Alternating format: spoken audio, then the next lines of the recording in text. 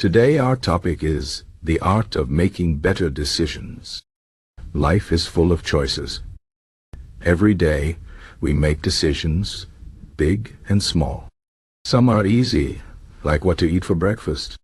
Others are harder, like choosing a career or ending a relationship.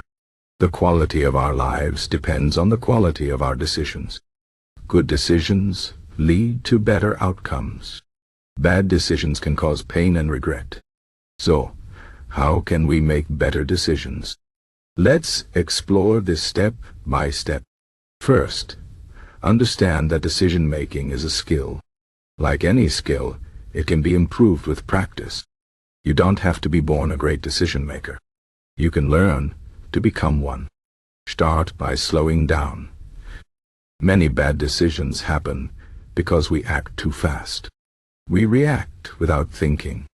Take a moment to pause. Breathe. Give yourself time to consider your options. This simple act can save you from many mistakes. Next, gather information. Good decisions are based on knowledge, not guesses.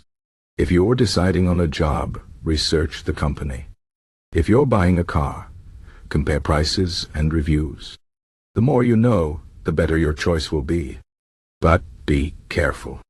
Too much information can paralyze you. Don't fall into the trap of overthinking. At some point, you have to trust what you know and move forward. Another key to better decisions is understanding your emotions. Emotions are powerful. They can cloud your judgment. When you're angry, you might say things you regret. When you're scared, you might avoid risks that could help you. Learn to recognize your emotions.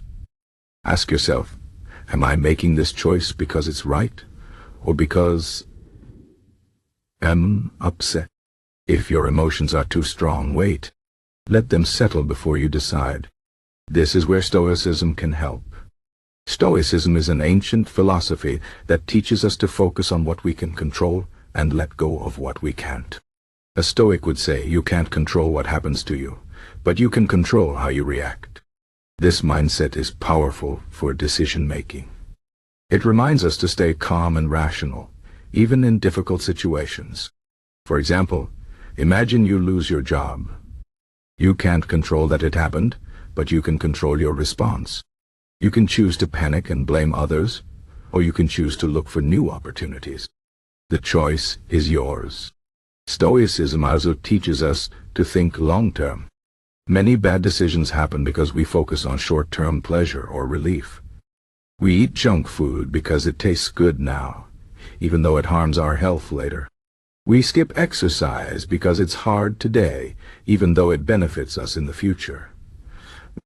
To make better decisions, think about the consequences. Ask yourself, will this choice help me in the long run? If the answer is no, reconsider. Another important tip is to learn from your mistakes. Nobody makes perfect decisions all the time. Even the wisest people make errors. The key is to reflect on what went wrong and use that knowledge to do better next time. For example, if you bought a car that broke down, think about what you missed during your research. Next time, you'll know what to look for. This is how we grow. It's also helpful to seek advice. Sometimes we're too close to a situation to see it clearly. Talking to someone else can give us a fresh perspective. But be careful who you ask. Not all advice is good advice. Choose people who are wise, experienced, and have your best interests at heart. Listen to their opinions, but remember, the final decision is yours. You are the one who will live with the consequences. Another powerful tool is setting clear goals. When you know what you want, decisions become easier. For example, if your goal is to save money, you'll find it easier to say no to unnecessary purchases. If your goal is to improve your health, you'll find it easier to choose healthy food. Without clear goals, we drift. We make random choices that don't add up to anything meaningful. So, take time to think about what you really want in life. Write it down. Use your goals as a guide when making decisions.